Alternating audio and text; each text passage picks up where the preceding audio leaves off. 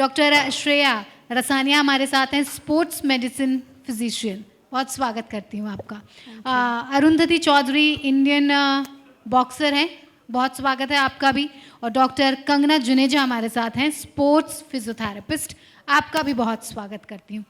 शुरुआत श्रेया मैं आपसे, अरुंधति आपसे करना चाहूँगी, क्योंकि आप इंडियन बॉक्सर हैं, फील्ड पर उतरी हैं हमेशा से, चीज़ों को देखा है, किस तरह की चुनौतियाँ आती हैं।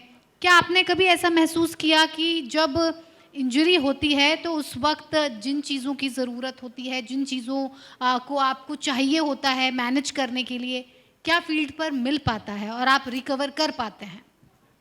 यस, लास्ट 2 ईयर से तो मैं वैसे इंजरी फेस कर रही हूँ अपना।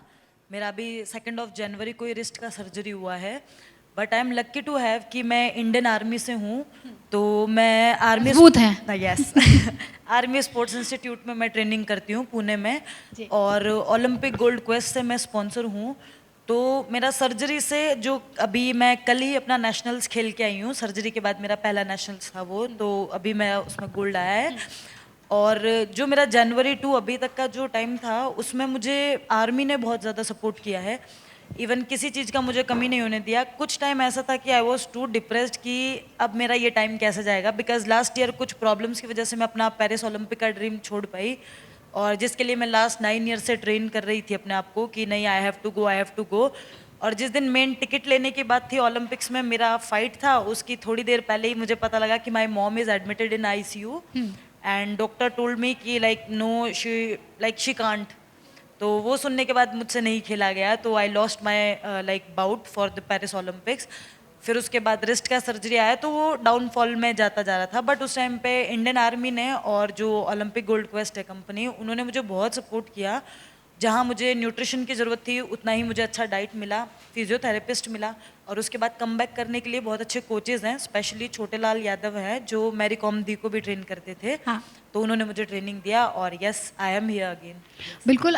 लेकिन जब सवाल आता है, मैं आपको देख रही हूँ, मेरे मन में ही ये सवाल उठ गया, तो बाकी की जो महिलाएं और बच्चे यहाँ बैठे हैं उनके मन में भी ज़रूर सवाल होगा। इतनी कम उम्र में इतना कुछ हासिल कर लेना, उसके बाद भी आगे एक ये जुनून बना रहना कि अभी आगे बढ़ना है और बहुत कुछ पाना है। मेरे हिसाब से तो लगता है कि आपने सब कुछ पा लिया, बस हो गया, अब रिलैक्स कर लेना चाहिए। ऐसे मन में ख्याल कभी आता है? खुद को राइड अप करने के लिए क्या करते हो आप? एक्चुअली जब बॉक्सिंग स्टार्ट किया था ना, तो मैं यूजुअली कोटा राजस्थान से बिलोंग करती हूँ और जाट फैमिली, तो कोई एक्सेप्ट ही नहीं करता था कि मैं स्पोर्ट्स में जाऊँ, और एज अ फीमेल तो बिल्कुल भी नहीं। क्योंकि सबसे पहले तो दादी बोली कि अगर इसको खेल में भेजना है तो मुझसे बॉन्ड ख़त्म कर दो सब, मतलब इतना ज़्यादा ऐसा हो गया था। फैमिली में सब ओपोज थे, but I am lucky to have my parents, जिन्होंने हमेशा मुझे सपोर्ट किया, और वो बोले कि जिसको दूर जाना है चले जाओ, हमें हमारी बेटी का सपना पहले पूरा करना है। तो ऑन द एज ऑफ 16 मैंने अपना बॉक्सिंग स्टार्ट किया, और डिफ़िकल्टीज तो बहुत ज़्यादा थी कि पहले कोटा में कोई ट्रेनिंग सेंटर ही नहीं है। फिर भी जो मेरे कोच सर है बेसिक लेवल के, उन्होंने यूट्यूब से बॉक्सिंग सीखा, फिर मुझे सिखाया ऐसा। बट मैंने जब बॉक्सिंग स्टार्ट किया तो मैंने एक ही बात पापा को बोला था कि पापा, ओलंपिक गोल्ड तो बॉयज़ तो क्या पता ला दे या नहीं लाए, मुझे नहीं पता, बट फीमेल तो मुझे ही बनना है जो इंडिया में पेरिस मतलब ओलंपिक का गोल्ड ला सके। बिल्कुल। और उस टाइम पे तो टारगेट पूरा 2024 था, बट ठीक है, होप नहीं हुआ। Now I am ready for the LA 2028। तो मेरा एक ही जिद है कि मुझे फीमेल वो बनना है जो ओलंपिक में गोल्ड लेकर आए पहला। बिकॉज इंजीनियरिंग तो बहुत कर रहे हैं, MBBS क्वालिफाइड डॉक्टर भी बहुत है, हमें शायद नाम भी नहीं पता, but I want to be forever, जो मेरा नाम हो। बिल्कुल। रिंग में जब उतरती हैं, एक सपना होता है वहाँ तक पहुँचने का, आप पहुँच गए। पहुँचकर जब आप भारत को रिप्रेजेंट करती हैं, मन में क्या आता है, क्या चलता है? गोल्ड लेकर आना है, कुछ अच्छा प्रदर्शन करना है, क्या ऐसा कौन सा सबसे ज़्यादा प्रेशर उस वक्त दिमाग पर क्या रहता है? एक्चुअली मैं प्रेशर तो लेती नहीं हूँ, क्योंकि लूँगी तो वही है, खराब कर दूँगी सब अपना। बस इतना रहता है कि मैं जब वो रिंग से नीचे उतरूँगी ना, तो मुझे रिग्रेट नहीं होना चाहिए कि काश मैं थोड़ा और अपना बेस्ट दे देती। जितना मेरे अंदर है, जितना मैंने ट्रेन किया है, जितना मैं अपना डिसिप्लिन से रही हूँ, I have to show my 100 on 100 there. और इसीलिए अप्रोक्सीमेटली मेरा अभी तक का कंपटीशन सब अच्छा ही हुआ। मतलब गोल्ड की परवाह नहीं होती है, परफॉर्मेंस अच्छा होना चाहिए, 100% होना चाहिए, ऐसा महसूस ना हो आपको रिंग से बाहर निकल कर के आप अपना 100% नहीं दिया? बिल्कुल, क्योंकि अगर ईमानदारी से मेहनत होगी और उसके बाद मैं अपना 100% रिंग में शो करूँगी, तो फिर ऑब्वियस है गोल्ड तो आ ही जाएगा। बिल्कुल आ जाएगा गोल्ड। और जिस तरह से हमारी टीम इंडिया चाहे वो महिलाओं की हो या फिर क्रिकेट से जुड़ी हुई हो, तमाम जो खेल हैं उनसे जुड़ी हुई महिलाओं की जो टीम है वो बहुत अच्छा प्रदर्शन कर रही है। मैं कंगना जी आपसे एक सवाल करना चाहूँगी कि जब भी क्रिकेटर्स की बात हो या फिर किसी भी खेल की हम बात करते हैं तो इंजरी होना बहुत स्वाभाविक है। आप गिरेंगे भी, आपको लगेगी भी, आप रिकवर भी करेंगे, लेकिन कभी कभी ऐसा होता है कि वक्त बहुत कम होता है और उस वक्त जब इंजरी हो जाती है तो कहीं ना कहीं आपके ऊपर भी ऐसा प्रेशर होता है कि वक्त कम है लेकिन जल्दी से रिकवर कराना है क्योंकि बात भारत से जुड़ी हुई है, बात भारत के सम्मान की है। एक्चुअली जब हम फील्ड पर होते हैं किसी एथलीट के साथ, तो वहाँ पे हमें पता है कि वो बहुत टाइम मेहनत करके वहाँ पहुँचा है, कोई बहुत एक इम्पॉर्टेंट इवेंट है उसके लिए। We are prepared for that. We have many techniques like we do taping, ice coolant sprays होते हैं कि एटलीस्ट हम वो 1-2 मिनट वाला जो उसका टाइम बच रहा है या जो एटलीस्ट वो अपनी गेम कंप्लीट कर पाए। तो कहीं ना कहीं उस वक्त we do the management because we know कि वो बहुत सालों की मेहनत के बाद उस कंपटीशन में पहुंचा है, वहाँ एक कुछ अचीव करने पहुंचा है। एंड वी इवन जैसे शी से कि अभी हम लोग जाते हैं तो we want to give our best.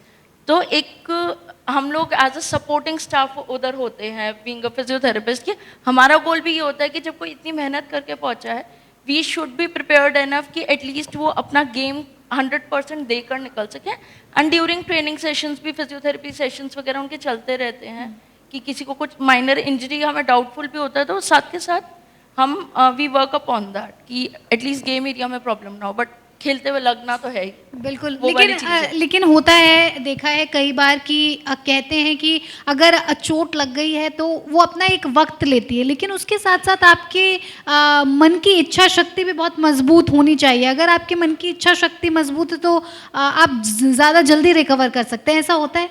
ये चीज़ एक्चुअल में फैक्ट है। I know few players, few wrestlers जिन्होंने बहुत मेजर इंजरी में अपनी बाउट कंप्लीट करी है। उस वक्त उन्हें वो जब आपको एक एम सेट होता है कि हमें जीतना है और आप जीत रहे होते हो, उस वक्त वो इंजरी का ना दर्द मैटर नहीं करता हो। कहीं ना कहीं हम लोग भी थोड़ा सपोर्ट करते हैं, उनका मोटिवेशन बहुत ज़्यादा होता है तभी वो खेल पाते हैं। और आई डोंट थिंक कोई भी स्पोर्ट्स में अगर कोई आ रहा है वो इस माइंडसेट से आता है कि लग गई तो हम बैठ जाएंगे। सबको पता होता है हम खेलने आए हैं, लगेगी भी, उठना भी है, रिकवर भी करना है, तभी हम एक चीज़ बिल्ड करेंगे। आप हिस्ट्री बिल्ड कर रहे हो तो कुछ अचीव करने के लिए you need to compromise few things. उस वक्त को पेन इतना उन्हें मैटर नहीं करता, वो मोटिवेशन बहुत ज़्यादा होती है। मोटिवेशन बहुत मैटर करता है। श्रेया, आपको क्या लगता है कि जब बात महिलाओं के खेल की प्रदर्शन की होती है उस वक्त अगर मेडिसिन की बात की जाए तो वहाँ पर उसकी भूमिका कितनी बड़ी होती है?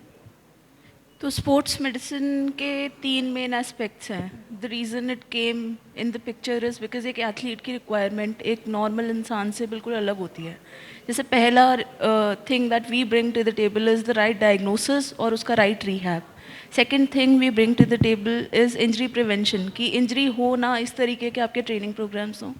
And third thing is performance enhancement, जो हमारा इन जनरल कंट्री में भी एक प्लेटो है कि we are not able to break through a certain number of medals. वहाँ पे performance enhancement comes into the picture कि हम एक बेस लाइन आपका असेस करें, आपका एंड्योरेंस, स्ट्रेंथ, आपका मेंटली आप कितने स्ट्रॉन्ग हैं, साइकोलॉजी एस्पेक्ट सब असेस करें और एक बेस लाइन मिलने के बाद एक इंडिविजुअल के तौर पे आपका ट्रेनिंग प्रोग्राम बने कि आप वो प्लेटो ब्रेक कर पाएँ। I think that is where sports medicine comes into the picture. बहुत सारी चीज़ें आती हैं जब हम मैदान पे उतरते हैं, लेकिन श्रेया जब मेडिसिन की बात आती है तो कई चीज़ें ऐसी भी होती हैं जो कि खुद हमें पता नहीं होती हैं कि किस तरह से मैनेज करनी होती हैं। लेकिन फील्ड का जो माहौल होता है मेडिसिन को लेकर हो या फिर किसी भी एस्पेक्ट से जुड़ा हुआ हो, आपको लगता है कि उस वक्त जिस वक्त खेल अपने चरम पर है, खेल चल रहा है और उस वक्त खिलाड़ी को कुछ हो जाता है तो जो मेडिसिन या जैसे फिजियोथेरेपिस्ट की बात करें या आपकी बात करें, कहीं ना कहीं मन में एक डर लगता है कि सब कुछ ठीक हो जाएगा और जो खेल चल रहा है वो उसी लय से चलता रहेगा? डर तो ट्रेनिंग तो पूरी इसी चीज़ के लिए होती है कि वो डर से कोप कर पाए। पहली दूसरी बार डेफिनेटली लगता है कि when I was sitting field side football match हो रहा था, मेरे को ये डर था कि वो उस कोने में जाके इंजरी ना हो या मेरे को दिख जाए जो हो रहा है। डेफिनेटली थोड़ा तो आपका रहता है, like you do not enjoy a match like you enjoy a match on TV, but that is what we are train for, that is what we every day strive for कि on the back of mind ये हमेशा चलता रहता है कि कहीं Yeah. अरे वो खिलाड़ी वहां पहुंच गए, अब उस कोने से थोड़ा सा दूर हो जाए, ऐसा लगता है मन में। दूर हो जाए या लाइक ठीक से कोप कर ले, that kind of a thing may be. Yes बिल्कुल। जैसे अरुंधति, आपका एक्सपीरियंस जितना भी रहा, आप रिंग में उतरी, आपने शानदार परफॉर्मेंस की बात की, आपने जो भी अनुभव किए, उन अनुभवों को जब आप आज देखती हैं तो क्या लगता है कि आपने जितना अचीव किया है उससे ज़्यादा अचीव करने का मन में एक ख्याल है, या फिर लगता है कि मैं बिल्कुल ट्रेंड हो चुकी हूँ और अब मुझे उतनी मेहनत करने की ज़रूरत नहीं है शायद? नहीं, एक्चुअली मेहनत तो जितनी भी करोगे उतनी ही कम है, क्योंकि हमें नहीं पता कब हमसे ज़्यादा सुपीरियर प्लेयर आ जाएगा। और अचीव तो अभी मैंने नहीं किया, बिकॉज जो मेरा एम है वही कंप्लीट नहीं हुआ है ओलंपिक्स का। तो जब वो कंप्लीट होगा देन आई विल थिंक कि हाँ। एक गेम जब आप खेलते हो तो कितना वक्त लग जाता है उसको? 3 मिनट्स के हाँ, 3 राउंड होते हैं हमारे। एक दिन में ही खत्म हो जाता है? हाँ, एक फाइट एक दिन में हो जाता है, और वो आपके वेट में कितने बच्चे आ रहे हैं उस पर डिपेंड करता है। तो अप्रोक्स 4 to 5 बाउट्स होता है आपका। तो नेक्स्ट डे अगर आपका फिर से आपको रिंग में आना हो और कहा जाए तो कभी ऐसा लगता है कि एक रेस्ट के बाद कि थकान महसूस हो रही है, अब कैसे मतलब खुद को रिकवर करके जाया जाए? कभी कभी होता है ना, कुछ ज़्यादा आराम मिल जाता है तो आप जाना नहीं चाहते हैं, या कुछ लेथार्जिक एनर्जी हो जाती है तो आप वैसे नहीं कर पाते हैं जैसा आप सोचते हैं, ऐसा फील करते हैं कभी? नहीं, रेस्ट तो मिल ही नहीं पाता है, बिकॉज होता है ऐसा है कि कंपटीशन के पहले जो कॉम्बैट स्पोर्ट्स हैं उनमें सब में वेट कैटेगरी होता है। और मुझे तो हमेशा कल फाइट है तो आज 4 से 5 किलो वेट तोड़ना ही है अपना। तो एक दिन में इतना इतना वेट तोड़ के खेलना वो बहुत ज़्यादा हेक्टिक हो जाता है। और उसके बाद तो ये रहता है कि बस अब जल्दी जल्दी फाइट खत्म करूँ अपना, फिर थोड़ा खाऊं, फिर वापस वेट तोड़ना है, ऐसा रहता है। कंगना जी, आपको लगता है कि फिजियोथेरेपिस्ट से जुड़ी हुई जो सुविधाएं खिलाड़ियों के लिए होनी चाहिए वो पर्याप्त मात्रा में उपलब्ध हैं? किसी चीज़ की अब ज़रूरत नहीं है या अभी और मॉडरेट करने की ज़रूरत है? ऑनेस्टली मैंने स्टेट लेवल की चीज़ें भी देखी और नेशनल कैंप्स में भी I was there with wrestling camp. तो स्टेट लेवल में अभी भी इतनी फैसिलिटीज़ नहीं हो रही हैं। मतलब ये है कि बच्चे अपने अपने ट्रेनिंग सेंटर्स में कर रहे हैं, they just come for fight है जिस दिन उस दिन आ रहे हैं, वहाँ पर वो फैसिलिटीज़ नहीं है। उस दिन के लिए एक मेडिकल टीम होती है कि उस वक्त कोई इंजरी हो गई तो वहाँ पे हमें काफ़ी बच्चे या काफ़ी एथलीट्स ऐसे मिलते हैं जो कहते हैं उन्हें ऑलरेडी काफ़ी टाइम से इंजरी थी, but they were not given proper guidance कि उन्हें क्या करना है, किसे दिखाना है। बस वो कोचेस ट्रेनिंग करवा रहे हैं कि भाई अभी तुम फोकस करो कि अपना मैच खेलो, ख़त्म करो। बट अगर मैं नेशनल लेवल की बात करूँ, साई के सेंटर्स में they have wonderful setups, proper इन चीज़ों का ध्यान रखा जाता है। जब नेशनल कैंप लगता है, टीम बनती है, फिजियोस का भी सिलेक्शन होता है, स्पोर्ट्स मेडिसिन के डॉक्टर्स भी होते हैं, it is all like perfectly set over that.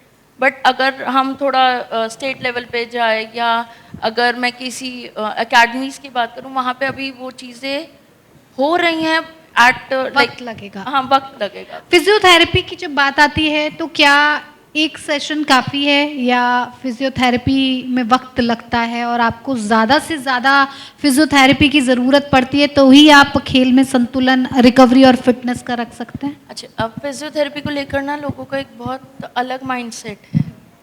We are not someone कि हम कोई पेन किलर दे रहे हैं या कुछ, we work on the recovery of the muscle. अगर कोई मस्कुलर इंजरी है या कोई डिफॉर्मिटी, मतलब कुछ खेलते हुए आपको लगी है, आपकी मसल्स इफेक्ट हो रही है, हम उस चीज़ को वर्कअप करते हैं एक्सरसाइजेस के थ्रू। हमारा मेन गोल इज कि एक्सरसाइज करवाएं, जो कि एथलीट्स ऑलरेडी उस चीज़ में होते हैं, तो उनकी रिकवरी फास्ट होती है। बट द करेक्ट टेक्निक, कौन सी चीज़, कौन सी मसल, कौन सी मूवमेंट यूज़ करनी है, that is the work of physiotherapist. हमने इंजरी तो रिकवर कर ली, अब एक एथलीट को वापस स्पोर्ट्स में उतारने के लिए उसके फंक्शनल रिहैब होता है, तो वो टेक्निक वाइज चीज़ें चलती है. It is not one session वाली चीज़ें नहीं होती. वन सेशन में यू कैन जस्ट कोई आया है कि मेरे को बस बता दो क्या करना है, तो वो एक बहुत सुपरफिशियल बात हो जाती है. We really can't work upon that. बिल्कुल. श्रेया, मेडिसिन, स्पोर्ट्स मेडिसिन की अगर बात करें तो लगता है कि अब गंभीरता से उसे महिलाओं के लिए लिया जा रहा है, या वहाँ पर भी आप ऐसा ही कुछ देख रही हैं जैसा कि कंगना जी ने बताया? बहुत ही ग्रोइंग फील्ड है स्पोर्ट्स मेडिसिन, तो डेफिनेटली जितना रीच होना चाहिए अभी उतना नहीं है, but we are improving every passing day. कि अभी स्टेट लेवल टीम्स के साथ भी वी समटाइम्स गेट एसोसिएटेड, या हमारे सेंटर पे ही है, वर्क एट सफदरजंग हॉस्पिटल, वहाँ पे हमारे पास national level athletes, state level athletes, some international level athletes, Indian athletes who are competing on international level आ जाते हैं. बट रीच डेफिनेटली अभी भी कम है. I think it's gonna take some time to be there where we want to be. किस तरह की सुविधाएं होनी चाहिए? आपने बहुत करीब से देखा है, आप उन लोगों के साथ भी रही हैं जिन लोगों को चीज़ों की ज़रूरत है, और शायद आपने ये भी देखा होगा कि ना वो चीज़ उन तक पहुंच पाई हो. ऐसा कभी कोई वाकया हुआ? बिल्कुल. तो एक एनजीओ की टीम थी, मृदा एजुकेशन करके एक एनजीओ है. I was working with them where they were playing under the banner of Delhi United Football Club. And basic आपकी एक एथलीट की रिक्वायरमेंट होती है, उनका nutrition, hydration, strength, recovery. Strength और इन सब पैरामीटर्स में तो कोच जितना फोकस कर सकते हैं वो करते हैं, पर बाकी पैरामीटर्स जो कंप्लीट नहीं होने वाला एस्पेक्ट है उनको आइडेंटिफाई करना, उस चीज़ पे काम करना शुरू कराना, ये सब आई थिंक एक स्पोर्ट्स मेडिसिन फिजिशियन और इन जनरल अगर आपको अवेयरनेस भी है, आप वो ग्राउंड लेवल पे शुरू करा सकते हैं, जो कि थोड़ा सा मिसिंग है आज की डेट में.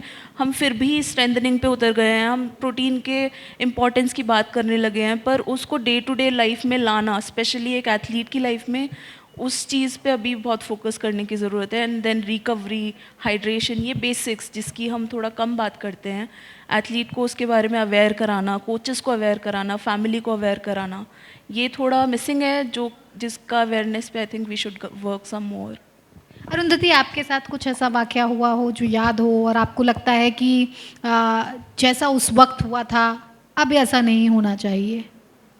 एक्चुअली 2018 में मैं अपने होम ग्राउंड पे ट्रेनिंग कर रही थी, और एक मतलब बॉय के साथ ही मेरा फाइट चल रहा था, तो उन्होंने मुझे पंच मारा और मेरा इधर का नस फट गया था. तो टिल 1 मंथ तक मेरा मेमोरी लॉस हो गया था and I was admitted in hospital. तो डॉक्टर ने भी ऐसा बोल दिया था कि she is not fit for the boxing, और मेरे पास बॉक्सिंग के अलावा कुछ है नहीं.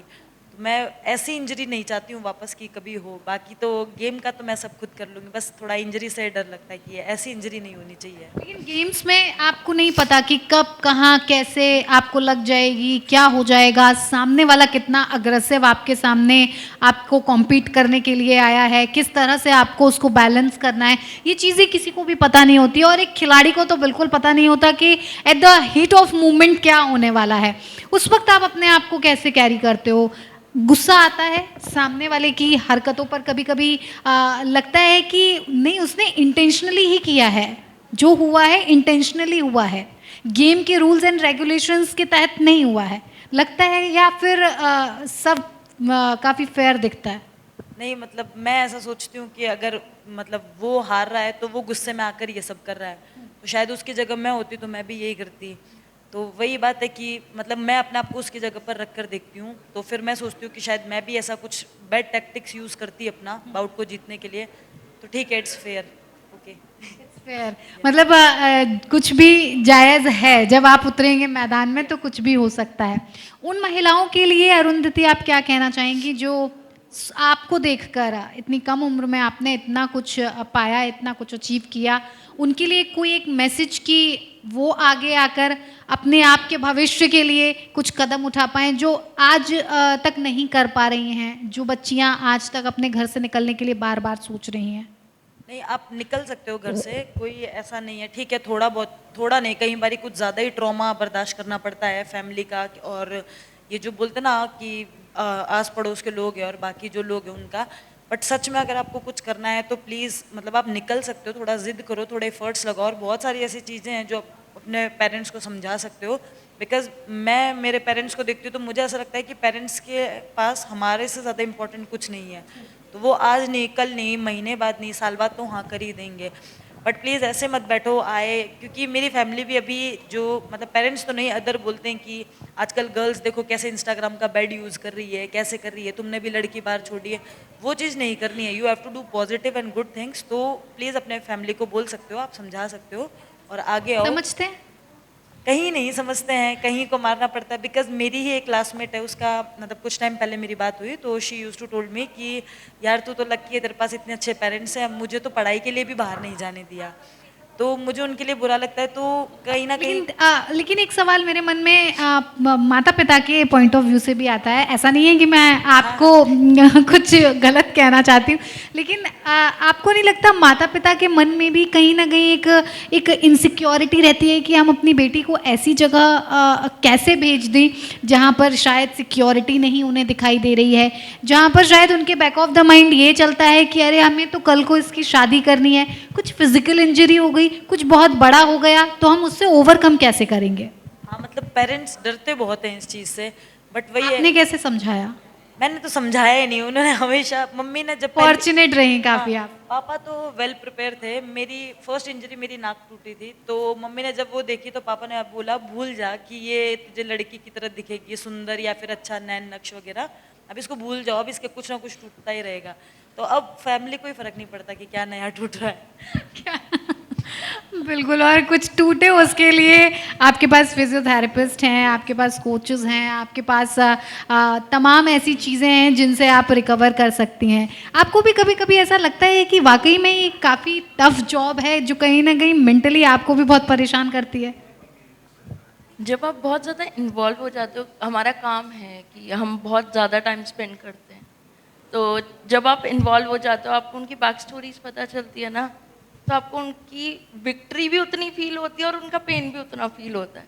तो टफ से ज़्यादा इट्स मोर लाइक आप ना चाहते हुए भी आपकी इन्वॉल्वमेंट बढ़ जाती है। एक प्रोफेशनल आप डेकोरम मेंटेन करते हो कहीं ना कहीं, बट आपको जब दिखता है ना वो आपका, जिससे आप रिहाब करवा रहे थे कुछ टाइम पहले, वो मेडल लेकर आ रहा है, वो वाली जो फीलिंग होती है ना, वो एक्चुअल में हम ना इतना एक्सप्रेस कर पाते हैं ना होल्ड कर पाते हैं, तो वो इन्वॉल्वमेंट रहती है। बिल्कुल।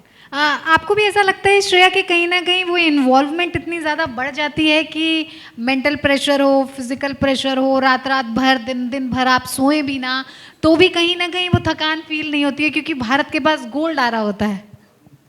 Yeah, that feeling though is nice, but I to completely dissociate. I completely dissociate from the injuries, from the victory, because it's just treating them at after a point. But definitely, victory जब होती है, when you actually put yourself in that place, it does feel good. Hindsight में बिल्कुल होता भी है, और मुझे लगता है कि तमाम महिलाएं जो हैं वो अब खेल की तरफ बढ़ रही हैं, क्योंकि खेलो इंडिया का जब से प्रधानमंत्री नरेंद्र मोदी ने आह्वान किया है तब से लगता है कि हर महिला स्पोर्ट्स में किसी न किसी वजह से आना चाहती है, और बहुत सारे ऐसे स्पोर्ट्स हैं जिससे वो अपने करियर की शुरुआत करना चाहती है। लेकिन आपने सिर्फ और सिर्फ रेसलिंग को चुना, बॉक्सिंग को सॉरी चुना, सिर्फ और सिर्फ बॉक्सिंग? बहुत सारे ऐसे खेल थे जो आप कर सकती थी, सिर्फ और सिर्फ बॉक्सिंग में ही आपको क्यों पोटेंशियल नज़र आया? एक्चुअली मेरा यही था, मैं लड़ाई बहुत करती थी और स्कूल में एक बारी जिस लड़के को पीट के आई उसको स्टिचेस आ गए थे, तो पापा यही बोले कि अब तो तुझे इसकी वजह से पनिशमेंट नहीं मिलेगी, क्योंकि ट्वाइस मुझे सस्पेंड कर दिया स्कूल से। तो बोले कि अब तुझे इस गेम से पनिशमेंट नहीं मिलेगी, तुझे इस गेम से और अवार्ड मिलेगा। तो लालच अब तो तुम और पापा नाक ने- तोड़ो। हाँ, तो वही क्या फिर। इसीलिए आपने बॉक्सिंग को चूज़ किया। लेकिन आपका इंटरेस्ट किस में था? पेरेंट्स ने कहा इसलिए आपने बॉक्सिंग को चूज़ किया, उन्होंने आपको बहुत ज़्यादा फील कराया कि आप इसमें अच्छे हो, ये करो, आप कुछ और करना चाहते थे? नहीं नहीं, मैं तो बहुत ज़्यादा खुश थी कि मुझे पीटने का मौका मिलेगा, क्योंकि थोड़ा गुस्सा तेज़ है ना तो मज़ा आता है। मतलब मेरा नेचर ही ऐसा है, तो वैसा ही गेम मिल गया मुझे। कहीं आप गीता और संगीता से तो इंस्पायर नहीं थी ना? नहीं नहीं, बिल्कुल नहीं। तो आगे का क्या प्लान है अभी फिलहाल? अभी Life आगे में। तो नेक्स्ट मंथ इंडिया में ही वर्ल्ड कप हो रहा है हमारा बॉक्सिंग का, तो आज ही मैं अभी अपना नेशनल कैंप ज्वाइन करूंगी। तो फॉर 1 मंथ उसका प्रिपरेशन है, फिर वर्ल्ड कप की तैयारी है, और नेक्स्ट ईयर बहुत बड़े बड़े इवेंट्स हैं, कॉमनवेल्थ गेम्स, एशियन गेम्स, तो उन्हीं का प्रिपरेशन है। तो कितनी तैयार एक दिन में अगर मोटा मोटा लगाया जाए तो कितने घंटे प्रैक्टिस करनी पड़ती है? 2.5 hours morning and 2.5 hours evening. और अगर जैसे कंपटीशन ज़्यादा क्लोज है तो हम एक दिन में 3 सेशंस लेते हैं, बट शॉर्ट होते हैं और वो स्पीड वाले होते हैं। बिल्कुल। कंगना, आपको लगता है कि अभी भी बहुत सी जो, क्योंकि आज हम देख रहे हैं मेडिसिन्स ने, फिजियोथेरेपिस्ट थेरेपी ने बहुत आगे तक का सफ़र तय कर लिया है, बहुत सारी ऐसी टेक्निक्स आ गई हैं जिससे हम तुरंत पलक झपकते चीज़ों को ठीक कर सकते हैं। वो टेक्निक्स आप लोग भी यूज़ करते हैं? डेफिनेटली करते हैं। और अगेन पलक झपक के कुछ नहीं होता, उस वक्त बस हम प्रिवेंट कर सकते हैं कि इंजरी और ना हो। जैसे हमने टेपिंग कर दी, अगर कोई एथलीट बहुत ज़्यादा प्रैक्टिस कर रहा है, बहुत ज़्यादा स्पास में, हमने कपिंग कर ली कि थोड़ी उसकी बॉडी में रिलैक्स वो कर सके या आगे ढंग से ट्रेन कर सके। बट वो एक शॉर्ट टर्म चीज़ है, मेन उसकी स्ट्रेंथ और उसकी फंक्शनल ट्रेनिंग्स जो होती है वही वर्क करती है। बिल्कुल। तो हमारे साथ श्रेया थी, कंगना थी और अरुंधति ने जितने अपने एक्सपीरियंस शेयर किए वो वाकई में काफ़ी जुनून जगाने वाले हैं उन लोगों के अंदर जो ये सोचते हैं कि शायद खेल में उनका जो भविष्य है वो नहीं चमक सकता, लेकिन ऐसा नहीं है। खेल कोई भी हो, खेलोगे कूदोगे तो भी नवाब बन सकते हो, खराब नहीं होगे। बहुत बहुत धन्यवाद कंगना, श्रेया और अरुंधति। Thank you.